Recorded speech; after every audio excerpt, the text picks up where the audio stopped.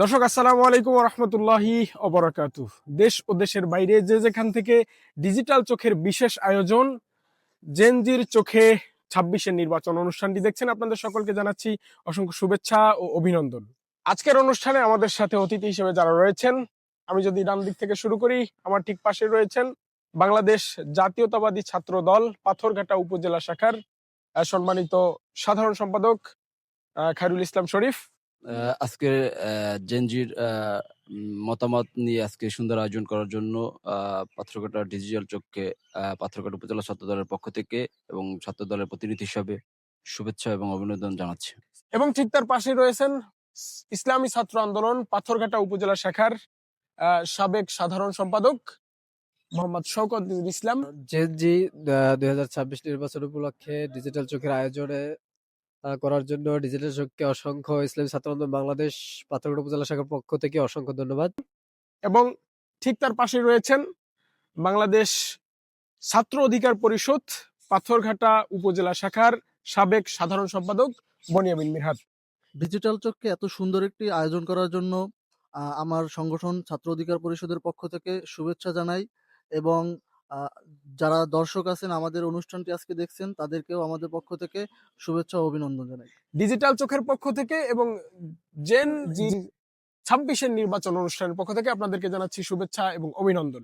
দর্শক, ছাত্র রাজনীতিবিদদের পাশাপাশি আমাদের সাথে রয়েছেন আজকের অনুষ্ঠানে আগামীর জেনজিরা, যাদের মনের বাসনাগুলো শুনবো, তাদের সুপ্ত কথাগুলো আজকে বের হবে এখানে এবং সেই প্রশ্নগুলোর উত্তর জানবো আমরা, যারা গড়বে আগামীর বাংলাদেশ। তো আর কথা না বাড়িয়ে আমরা সরাসরি চলে যাচ্ছি মূল অনুষ্ঠানে। শুরুতেই আমি আমার ডান দিক থেকে শুরু করব। শুরুতেই আমি জানতে চাই বাংলাদেশ জাতীয়তাবাদী ছাত্র দলের পাথরঘাটা উপজেলা শাখার সম্মানিত সাধারণ সম্পাদক খায়রুল ইসলাম শরীফের কাছে, যে আসলে আগামীতে যে গণভোট, এই গণভোট সম্পর্কে আসলে আপনার মতামত কি? আপনি কি হ্যাঁ এর পক্ষে নাকি না এর পক্ষে?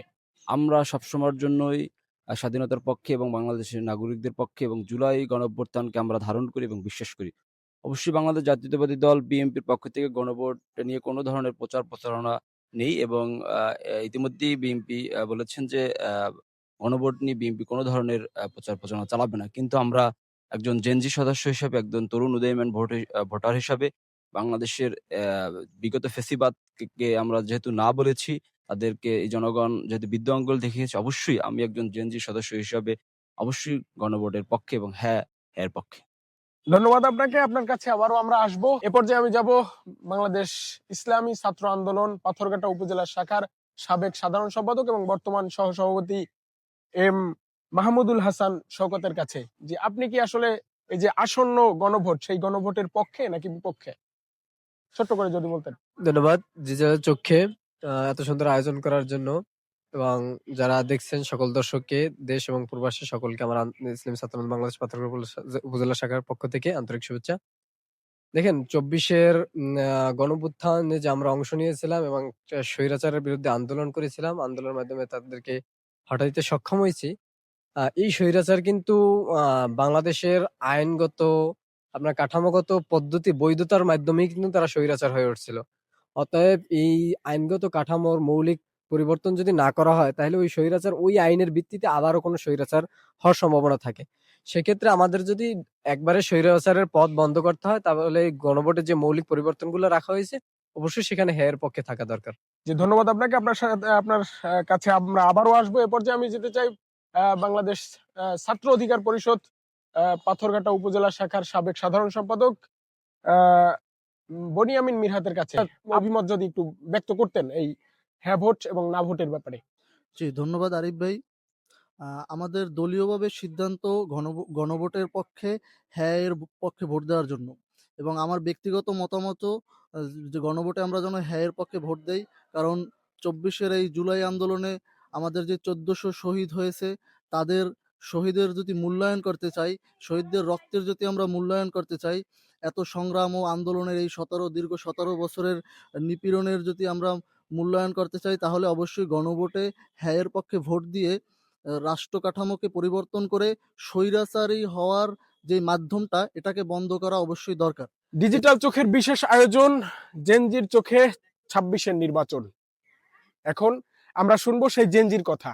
কি চায় তারা, কি আছে তাদের মনে, এবং আগামীর বাংলাদেশ গড়তে তাদের কি প্ল্যান রয়েছে, এবং এই যে ছাত্র রাজনীতিবিদরা আমার সাথে রয়েছেন তাদের কাছে আসলে কি জানার আছে তাদের, শুনবো তাদের কথা। শুরুতেই আমরা যারা আমাদের অতিথি রয়েছেন, ছাত্র প্রতিনিধি যারা রয়েছেন, আমরা তাদের কাছ থেকে আসলে জানতে চাইবো যে আপনাদের কোনো প্রশ্ন থাকলে আমরা একটি প্রশ্ন নিব এখান থেকে। আমার বিএনপি ছাত্র দলের কাছে একটা প্রশ্ন। বিএনপি ক্ষমতায় গেলে ছাত্র দল কেমন পদক্ষেপ নিবে? জেএনজি যা বিগত সরকার নিতে ব্যর্থ হয়েছে, যার ফলে ছাত্র রাজনীতি অবক্ষেপ হয়। করেছেন খায়রুল ইসলাম শরীফ আপনার কাছে প্রশ্নটি করেছে যে আসলে আপনারা ক্ষমতায় আসলে এই দেশের ছাত্রদের জন্য আপনারা কি করবেন, যার কারণে আসলে দেশের পরবর্তী ছাত্র জনতা বা এই যে জেনজি তাদের কোনো একটি আশার বাণী আপনারা শোনাবেন, কোন আশার বাণীটি শোনাবেন তাদের জন্য? ধন্যবাদ ডিজিটাল চোখকে আজকে এত সুন্দর একটা আয়োজন করার জন্য। যিনি প্রশ্ন করেছেন এটা অত্যন্ত সুন্দর একটা বাস্তবমুখী প্রশ্ন করেছেন। ধন্যবাদ আপনাকে।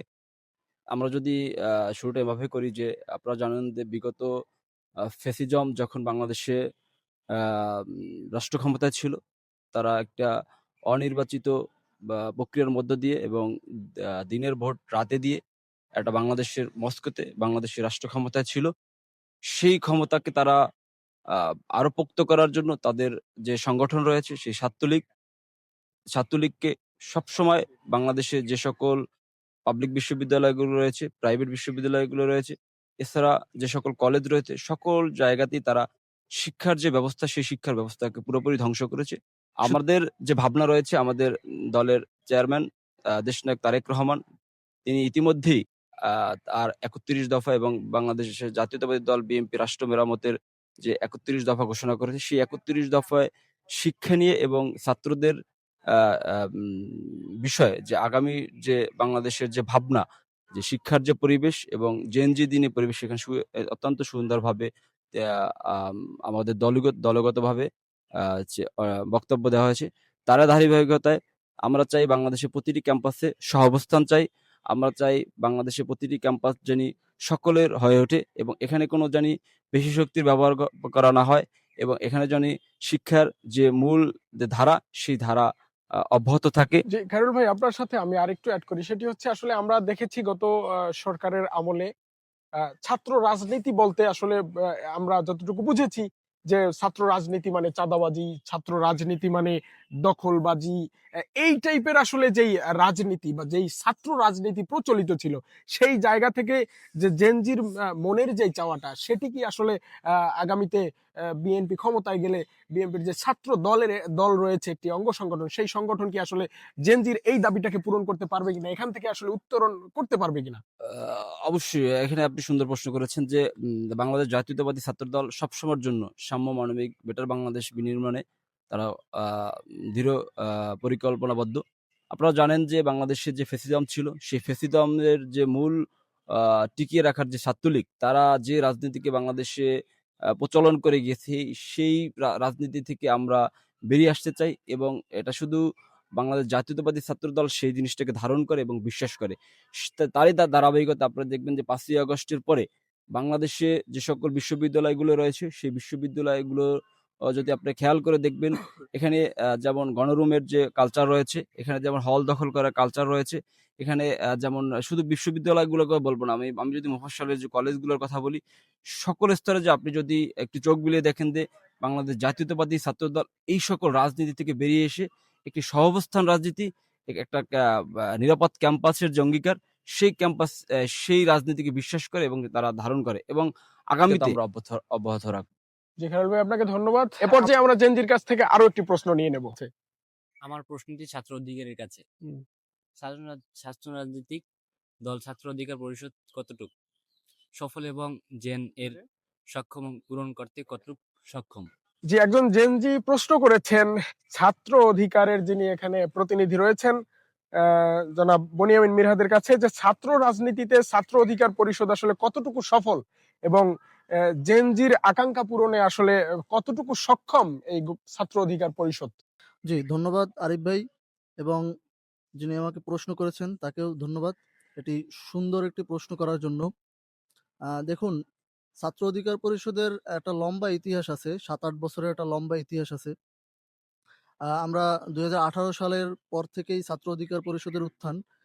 সেখান থেকে আমাদের সফলতার বিষয়গুলো যদি বলতে যাই, ছাত্র অধিকার পরিষদের ব্যানারেই আমাদের দলের যিনি প্রধান আ ভিপি নুরুল হক নূর, তিনি এই ছাত্র অধিকার পরিষদের প্যানেল থেকেই কিন্তু ভিপি নির্বাচিত হয়েছিল। সেই ফ্যাসিস্ট আমলে শেখ হাসিনার রক্তচক্ষুকে উপেক্ষা করে কিন্তু তিনি সংগ্রাম করে ভিপি হয়েছিল এবং ভিপি হওয়ার পরে আ বেশ কিছু আন্দোলনের সাথে নেতৃত্ব দিয়েছিল। আ এবং ২৪ এর যে আন্দোলনটা হয়েছিল, এই আন্দোলনেও অগ্রণী ভূমিকা ছিল এই ছাত্র অধিকার পরিষদের। আপনারা দেখতে পারবেন যে এই যে বর্তমান এনসিপির যে নাহিদ ইসলাম, তারপর আক্তার হোসেন সদস্য সচিব, এরা কিন্তু প্রত্যেকেই ছাত্র অধিকার পরিষদের ঢাকা বিশ্ববিদ্যালয় শাখার কমিটিতে ছিল। তো এই জায়গাটায় আমরা সফল। অবশ্যই বলতে পারি আমরা সফল। কারণ এই ২৪ এর গণ-অভ্যুত্থান এবং নতুন বাংলাদেশ বিনির্মাণে আমাদের অনেক অবদান ছিল। আ যদিও এখানে অন্যান্য রাজনৈতিক স্টেক হোল্ডারদের বড় একটা ভূমিকা ছিল, কিন্তু সূচনাটা কিন্তু ছাত্র অধিকার পরিষদের মাধ্যমেই হয়েছিল। তো এক্ষেত্রে আমি মনে করি ছাত্র অধিকার পরিষদ অনেকটাই সফল। আর আমরা জেন জির জন্য কি করব, সেই বিষয়টা যদি বলতে যাই, আমরা আ বর্তমানে বিএনপির সাথে জোটবদ্ধভাবে নির্বাচন করতেছি এবং বিএনপির ৩১ দফার যেই দফাগুলো আছে এখানে জেনজির জন্য বেশ কিছু দফা উল্লেখ করা আছে, যেটা আমাদের শিক্ষা ব্যবস্থাকে উন্নত করবে এবং রাজনৈতিক যে ছাত্র রাজনীতির যে গুণগত উন্নয়ন, এটা সম্ভব হবে এই ৩১ দফা বাস্তবায়নের ফলে। ধন্যবাদ মিরহাত আপনাকে। আমরা আরো একটি প্রশ্ন নিতে চাই আমাদের জেনজির কাছ থেকে। ধন্যবাদ ডিজিটাল চোখকে। আমার প্রশ্নটি থাকছে ইসলামী আন্দোলন, ছাত্র আন্দোলনের কাছে, যে আমরা দেখেছি বিগত কয়েকদিন আগে ডাকসু, জাকসু নির্বাচন হয়েছে, ছাত্র সংসদ নির্বাচন হয়েছে। এখানে ছাত্র সংসদ নির্বাচনে আসলে ইসলামী ছাত্র আন্দোলনের ব্যর্থতার কারণ কি? ছাত্র সংসদ নির্বাচনগুলোতে বিভিন্ন ক্যাম্পাসে যেই নির্বাচন হয়েছে ছাত্র সংসদ, সেখানে আসলে ছাত্র আন্দোলন তো অনেক আগে থেকে ছাত্র রাজনীতি করে, ক্যাম্পাস ভিত্তিক রাজনীতিও করে। সেখানে আপনাদের ব্যর্থতার মূল কারণটি আসলে কি দেখছেন? যিনি প্রশ্ন করছেন প্রিয় ভাইকে, সুন্দর একটি প্রশ্ন করছেন। আসলে ইসলামী ছাত্র আন্দোলন বাংলাদেশ কওমি দ্বারা রাজনীতি থেকে তিরি দ্বারার রাজনীতি করছে এখন বর্তমানে। আমাদের প্রতিষ্ঠার পর থেকে ইসলামী ছাত্র আন্দোলন ছাত্র বান্ধব কাজ করে গেছেন। এরই ধারাবাহিকতায় ছাত্র সংসদ নির্বাচন গুলো কিন্তু বিগত ফ্যাসিস্ট আমলে লম্বা একটা সময় একতরফা ছিল এবং বন্ধ ছিল। যার কারণে ইসলামী ছাত্র আন্দোলন বাংলাদেশ সূচনার পর থেকে যতটুকু কাজ করছে, আমি যে একবারে ব্যর্থ বলবো সেটা না। প্রাথমিক পর্যায়ে ব্যর্থ মনে হলেও ইসলামী ছাত্র আন্দোলন বাংলাদেশ এবছর পূর্ণাঙ্গ প্যানেল দিছিল। মোটামুটি আগিয়েছে। ইনশাআল্লাহ ভবিষ্যৎ রাজনীতিতে আরো এইভাবে সফল হবে। তবে ব্যর্থতা এখন যেটা দেখা যাচ্ছে সেটাতে হচ্ছে ক্যাম্পাস রাজনীতি যেটা হয়েছে, ফ্যাসিস্ট আমলে একতরফা দখল করে রাখছিল। তারপরে গুপ্ত ভাবে অনেকে রাজনীতি করছে, যার কারণে যারা জয়লাভ করছে তারা গুপ্তভাবে রাজনীতি করার কারণে দেখা গেছে তাদের স্ট্রং একটা তৈরি করছে, কিন্তু অন্যান্য ছাত্র দল বা আমরা ছাত্র আন্দোলন কিন্তু ওইভাবে কাজ করার সুযোগ পাই নাই। যারা এখন জয়লাভ করছে তারা গুপ্তভাবে হলেও কাজ করেছে, যার কারণে তাদের সংগঠন ওইভাবে করার কারণে তারা সফল হয়েছে। কিন্তু আমরা যে ব্যর্থ হয়েছি এটা না, আমাদের লড়াই অব্যাহত রয়েছে এবং ছাত্র বান্ধব কাজ অব্যাহত রয়েছে। ইনশাআল্লাহ আগামীতে দারুণভাবে সফলতা অর্জন করবে বলে আমি মনে করি। এ পর্যায়ে জেনজি থেকে আরো একটি প্রশ্ন নিয়ে নেব আমরা। আমি মোহাম্মদ রাকিব, একজন সাধারণ শিক্ষার্থী। আমি বাংলাদেশ ছাত্রদল পাথরঘাটা উপজেলা শাখার সাধারণ সম্পাদকের কাছে আমি একটি প্রশ্ন রাখতে চাই, যে আপনি তো জানেন যে কিছুদিন হলো ডাকসু নির্বাচন হলো, জাকসু, রাকসু এরকম নির্বাচনগুলো হয়েছে। তো ছাত্র সংসদ নির্বাচনের শিবিরের বিজয় কি জাতীয় নির্বাচনে ভূমিকা রাখবে, আপনি কি মনে করেন? এই যে নির্বাচিত বা ভিপি নির্বাচিত হওয়া, এই জায়গাটা কি আসলে আগামীর ত্রয়োদশ জাতীয় সংসদ নির্বাচনে প্রভাব ফেলবে কিনা, আপনার কি মনে হয়? আপনি সুন্দর একটা প্রশ্ন করেছেন। আসলে আপনারা জানেন যে বাংলাদেশে, আমি যদি সেই পিছন থেকে বলতে চাই, যে ২০০৮ সাল থেকে ২০২৪ সাল এই পরবর্তী মধ্যে যে বাংলাদেশের যে রাজনীতির যে চর্চা, বিশেষ করে ছাত্র রাজনীতির চর্চা এবং ক্যাম্পাস ভিত্তিক যে রাজনীতির চর্চা, ছাত্র রাজনীতির চর্চা, সেই চর্চাটা ফ্যাসিজম এবং ছাত্রলীগ কখনই করতে দেয়নি। এটি হচ্ছে মূল একটা কারণ। দ্বিতীয়ত যদি আমি বলতে চাই যে তাদের শিবিরের যে জয়লাভ, আপনারা জানেন যে শিবির এমন একটি রাজনৈতিক সংগঠন যারা কখনই তাদের পরিচয়কে তারা প্রকাশ করে না। তারা বাংলাদেশে রাজনীতিকে তারা সবসময়ের জন্য একটি ভিন্ন খাতে প্রবাহিত করার জন্য তাদের রাজনীতি শুধু শিবির বলবো না, এটা জামাত ইসলামের যে রাজনীতির যে ভিত্তি, সেটা সবসময় একটা গুপ্তচর ভিত্তি রাজনীতি করে। আপনারা জেনে থাকবেন যে বর্তমানে যে ঢাকা বিশ্ববিদ্যালয় ভিপি হয়েছেন সাদেক কায়েম, তিনি কিন্তু ছাত্রলীগের স্পষ্ট পদ্মারী ছিল। এছাড়া শুধু সাদেক কায়েম না, এছাড়া বাংলাদেশের বিভিন্ন ক্যাম্পাসগুলোতে, পাবলিক বিশ্ববিদ্যালয় ক্যাম্পাসগুলোতে যারা শিবির জয়লাভ করেছে, সেই এর অধিকাংশ হচ্ছে ছাত্রলীগের সাথে জড়িত ছিল। সেক্ষেত্রে আমি বলবো যে তারা যখন ছাত্রলীগের সাথে জড়িত ছিল এবং তারা গুপ্তভাবে কাজ করেছে, যখন একটা ক্যাম্পাসে সে দীর্ঘ সময় থাকে, একটা হলে যখন সে দীর্ঘ সময় থাকে, তার সাথে একটা জেনারেশনের সাথে সম্পর্ক তৈরি হয়। খালিদ ভাই, আমি একটু সম্পূরক দিই। সেটি হচ্ছে, যেহেতু তারা আপনি বলছেন এবং তথ্য বলছে বিভিন্ন জায়গায় মিডিয়াতে, আপনারা বিভিন্নভাবে আপনাদের পেজ থেকেও ইন্ডিকেট করে দেখানো হয়েছে যে ছাত্রলীগের বিভিন্ন মিছিল মিটিং এ তাকে দেখানো হয়েছে। আসলে এই বিষয়টা কি আসলে যারা নির্বাচিত করেছে, যেসব সাধারণ শিক্ষার্থীরা ভোট দিয়ে তাকে নির্বাচিত করেছে, তারা কি আসলে জানতো না যে সে ছাত্রলীগের সাথে ছিল? তাহলে তারা কেন ভোট দিয়ে তাকে নির্বাচিত করলো? না, আপনি এটা সুন্দর কথা বলেছেন যে হ্যাঁ, এখানে যারা বিগত সময় বিভিন্ন ক্যাম্পাসে ছিল এবং যারা পড়াশোনা করেছে, যারা ম্যাক্সিমাম হলে ছিল, তারা যদি ছাত্রলীগের মিছিলে যদি তাদেরকে জোর করে নেওয়া হয়, তারা অনিচ্ছাকৃতভাবে তাদের যেতে হয়েছে। সেই জায়গা থেকে তারা যে গুপ্তচর যে রাজনীতি, সেই রাজনীতিতে তারা অভ্যস্ত হয়েছে। সেই অভ্যস্ততার জায়গা থেকে, তাদের সেই সম্পর্কের জায়গা থেকে, এবং শুধু এখানে আপনি একটা জিনিস শুধু বললে হোক, বিষয়টা বললে হবে। এখানে বিভিন্ন ক্যাম্পাসে, বাংলাদেশের যে সকল ক্যাম্পাসে নির্বাচন হয়েছে, সেই ক্যাম্পাসগুলোতে ব্যাপক পরিমাণ অর্থের একটা খেলা ছিল। সেই কালো টাকা তারা ব্যবহার করেছে। ইতিমধ্যেই আপনারা জানবেন যে ঢাকা বিশ্ববিদ্যালয় সহ বাংলাদেশের সকল পাবলিক বিশ্ববিদ্যালয়গুলোতে যারা সাধারণ শিক্ষার্থী রয়েছে, সেই সব শিক্ষার্থীদেরকে ভোট নির্বাচনের আগেই কেনা বেচা হয়ে গেছে। আসলে ক্যাম্পাসের যে নির্বাচনগুলো হয়েছে, সেই নির্বাচনগুলো অবশ্যই প্রশ্নবিদ্ধ রয়েছে, এবং সেই প্রশ্নবিদ্ধ জায়গা থেকেও বাংলাদেশ জাতীয়তাবাদী ছাত্রদল বাংলাদেশের স্বার্থে এবং বাংলাদেশের সাধারণ নির্বাচনের স্বার্থে তারা ঐক্যবদ্ধভাবে কাজ করে যাচ্ছে। হল সংসদ নির্বাচনগুলোতে যে দেশের যে জাতীয় নির্বাচনের প্রভাব পড়বে, এটি কখনই ঠিক নয়, এ ধরনের প্রশ্ন করা, এবং এটা আসলে সমুচিত নয়। আপনার সেক্ষেত্রে আমার কাছে মনে হয়, এবং শুধু এটা আমার কাছে নয়, যারা সাধারণ মানুষ রয়েছে, যেহেতু আমরা প্রান্তিক পর্যায়ে বসবাস করি এবং প্রান্তিক মানুষের সাথে আমাদের সবসময় ওঠা বসা, সেক্ষেত্রে আমি মনে করি যে হল সংসদ নির্বাচনগুলোতে শিবিরের যে নিরঙ্কুশ জয় হয়েছে, সেই জয়টা হয়েছে গুপ্তভাবে জয় হয়েছে, এবং সেই জয় যে সাধারণ নির্বাচন, বাংলাদেশে 2026 সালে যে সাধারণ নির্বাচন রয়েছে, সেই নির্বাচনে কোনো প্রকার প্রভাব রাখবে বলে আমার কাছে মনে হয় না। জি, ধন্যবাদ আপনাকে। আমরাও চাই আসলে একটি সুষ্ঠু অবাধ নির্বাচন হোক, আগামী নির্বাচন, যার মাধ্যমে একটি নতুন বাংলাদেশের সূচনা হোক। আমরা আরো একটি প্রশ্ন নিতে চাই আমাদের জেনজির কাছ থেকে। আমাদের এখানে নারী শিক্ষার্থী রয়েছেন, আমরা তাদের কাছ থেকে একটি প্রশ্ন নিতে চাই। আসসালামু আলাইকুম, আমার নাম সামিয়া জান বৃষ্টি। আমি আপনাদের কাছে একটা প্রশ্ন করতে চাই, যদি আমার প্রশ্নটার সঠিক উত্তর দেন। আমার প্রশ্ন হলো, ছাত্র আন্দোলন কি মূল দলের লেজুর ভিত্তির রাজনীতি করে? যে ছাত্র আন্দোলন কি আসলে লেজুর ভিত্তিক ছাত্র রাজনীতি করে কিনা, তার প্রশ্নটি ছিল এমন। জি, ধন্যবাদ। সংক্ষেপে উত্তর দিবেন। ধন্যবাদ, সুন্দর একটি প্রশ্ন করেছেন। লেজুর ভিত্তিক বলতে ইসলামী ছাত্র আন্দোলন বাংলাদেশ তাদের গঠনতন্ত্র আছে এবং নির্দিষ্ট একটি অনুযায়ী ছাত্র বান্ধব কাজ করে থাকে। প্রত্যেকটা ছাত্র সংগঠনেরই একটা গাইডলাইন থাকা দরকার, যেহেতু আমাদের ছাত্র, তাদেরকে মানে মুরব্বী থাকা দরকার। সেহেতু আমাদের মুরব্বী ইসলামী আন্দোলন বাংলাদেশ। তবে আমরা তাদেরকে ফলো করি, তাদের নির্দেশনা। তবে তাদের ভুল কোনো সিদ্ধান্তকে আমরা করি না। ছাত্র বান্ধব কাজ করে, আবার তাদের যা রাজনীতির জায়গায় থাকে।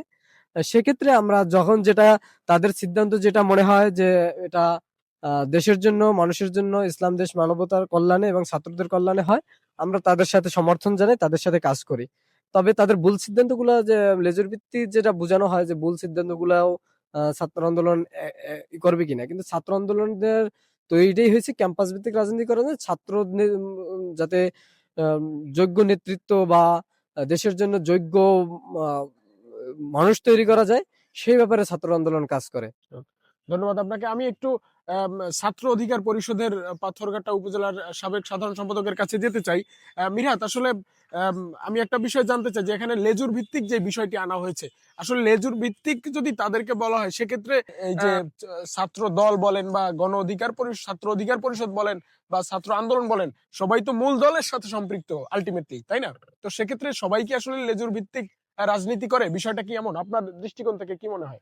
দেখুন, রাজনৈতিক বাস্তবতা যদি আমরা বিবেচনা করি, তাহলে অনেকটা আংশিক লেজুরভিত্তি রাজনীতি সবাই করে। এটা ছাত্র শিবির বলেন, ছাত্র অধিকার পরিষদ বলেন, ছাত্র দল বলেন, প্রত্যেকটা সংগঠনই আংশিকভাবে লেজুরভিত্তি করে। কারণ মূল দলের কিছু কমান্ড তাদের অবশ্যই মানতে হয়। কিন্তু তারপরেও প্রত্যেকটা ছাত্র সংগঠনেরই একটা নিজস্বতা থাকে। তারা নিজস্বভাবে কিছু ডিসিশন নিতে পারে। তারপর তারা নিজস্বভাবে ক্যাম্পাস ভিত্তিক কাজ করতে পারে, ছাত্রদের জন্য কাজ করতে পারে। এক্ষেত্রে তাদের কিছু নিজস্বতা থাকে যেটা মূল দলের কাছে জবাবদিহি করে না। এ পর্যায়ে আমরা একেবারে সর্বশেষ আরেকটি প্রশ্ন নিব জেনজির কাছ থেকে। ধন্যবাদ ডিজিটাল চক্ষে। ছাত্র অধিকার পরিষদের কাছে আমার একটি প্রশ্ন, বিএনপির সাথে জোটে যাওয়ার ফলে ছাত্রদল ও ছাত্র অধিকার পরিষদ আহ, একই ছাত্র কিনা, আপনাদের আইডিওলজি কি বলে? জি, ছাত্র অধিকার পরিষদের কাছে প্রশ্নটি ছিল এমন যে আসলে বিএনপির সাথে জোটে যাওয়ার কারণে আপনারা এবং ছাত্র আহ, দল এবং ছাত্র অধিকার, এরা কি আসলে একই দল হয়ে গেছেন কিনা এবং আপনাদের আইডিওলজি একই কিনা, এটাই জানতে চেয়েছেন আমাদের জেনজি। জি, ধন্যবাদ ভাইকে প্রশ্ন করার জন্য। প্রশ্নটা খুবই সুন্দর একটি প্রশ্ন এবং প্রাসঙ্গিক একটা প্রশ্ন। দেখুন, জোটে তো প্রত্যেকটা দলই, কোনো দলই এখন পর্যন্ত এককভাবে নির্বাচন করতে পারে না। দেখা গেল এই বৃহৎ দলগুলো যেগুলো আওয়ামী লীগ, বিএনপি বলেন, কখনোই কিন্তু এককভাবে কেউ নির্বাচন করতে পারে না। প্রত্যেকেই জোটে যায়। তো জোটে যাওয়াটা স্বাভাবিক। আর জোটে যাওয়ার পরে যে একটাই দল হয়ে যাবে, এটা ভ্রান্ত একটা ধারণা। কারণ ছাত্র শিবির বলেন, এই যে জামাত ইসলাম বলেন, এরা কিন্তু দীর্ঘ টাইম ধরে আপনার বিএনপির সাথে জোটে ছিল। তো তারা কি এক দল হয়েছিল? তারা কিন্তু এক দল হয় নাই। তো আমরা এখন বর্তমানে জোটে আছি। ইন ফিউচার জোটে নাও থাকতে পারি। তো এখন জোটে যতদিন আছি আমরা একসাথে কাজ করব, একই মঞ্চে কাজ করব, কিন্তু আমাদের নিজস্বতা থাকবে। তারা তাদের মতো ছাত্র রাজনীতি করবে, আমরা আমাদের মতো ছাত্র রাজনীতি করব। নির্বাচনের ক্ষেত্রে বা দলীয় যে কোনো সিদ্ধান্তের ক্ষেত্রে আমরা একত্রিত হয়ে দলের বৃহত্তর স্বার্থে আমরা একত্রিত হয়ে কাজ করব। জি, কিন্তু আপনার কথাটি আমি বুঝতে পেরেছি জি, যে আসলে ধন্যবাদ। দেশ এবং জাতির স্বার্থে আপনারা একই মঞ্চে কাজ করছেন, জি, কিন্তু আপনাদের আইডিওলজি সম্পূর্ণ আইডিওলজি ভিন্ন। আমাদের জেনজির চোখে ২৬-এর নির্বাচন অনুষ্ঠানের একেবারে শেষ পর্যায়ে আমরা। এ পর্যায়ে সর্বশেষ আমি ১ মিনিটে অভিব্যক্তি জানতে চাইবো যে পাথরঘাটার ছাত্র রাজনীতি কেমন দেখছেন এবং আগামীর ছাত্র রাজনীতির পরিবেশ সুন্দর করতে আপনার পক্ষ থেকে জেনজির কাছে কি বার্তা থাকবে? জনাব বনিয়ামিন মিরহাত, ছাত্র অধিকার পরিষদ, ১ মিনিটে বলবেন। জি, ধন্যবাদ আরিফ ভাই।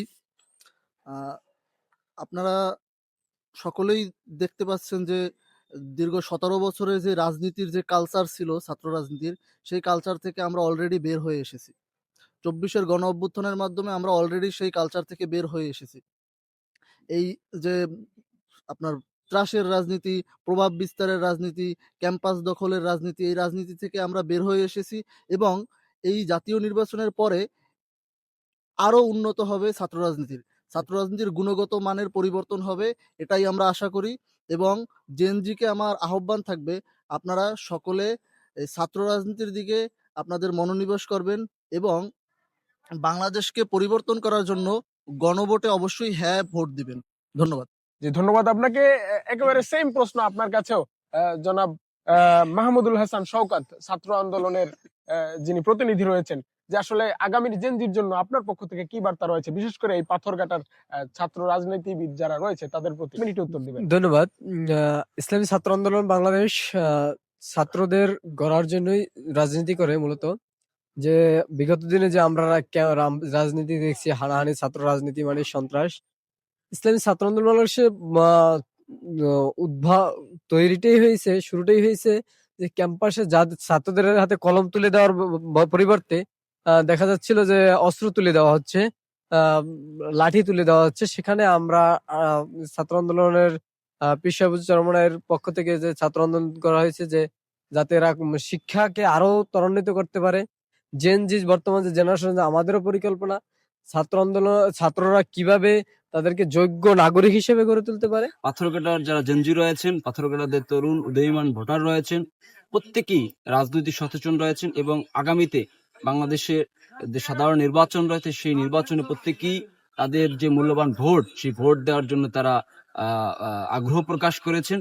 কারণ তারা বিগত 17টি বছর তারা কোনো জেনজি ভোট দিতে পারেনি এবং তারা তাদের সকলকে আমাদের উদাত্ত আহ্বান থাকবে যে আপনারা আগামী বাংলাদেশে 2026 সালে 12ই জানুয়ারি যে নির্বাচন হতে সেই নির্বাচনে আপনারা প্রত্যেকেই আপনার ভোটাধিকার প্রয়োগ করবেন। দর্শক, জেনজির চোখে 26-এর নির্বাচন। আজকের মতো এখানে বিদায় নিচ্ছি। দেখা হবে পরবর্তীতে নতুন কোনো জায়গায় নতুন কোনো অতিথিদের সাথে। সে পর্যন্ত সকলে ভালো থাকুন, সুস্থ থাকুন, দেশ গড়ার প্রত্যয়ে ঐক্যবদ্ধ থাকুন। আল্লাহ হাফেজ।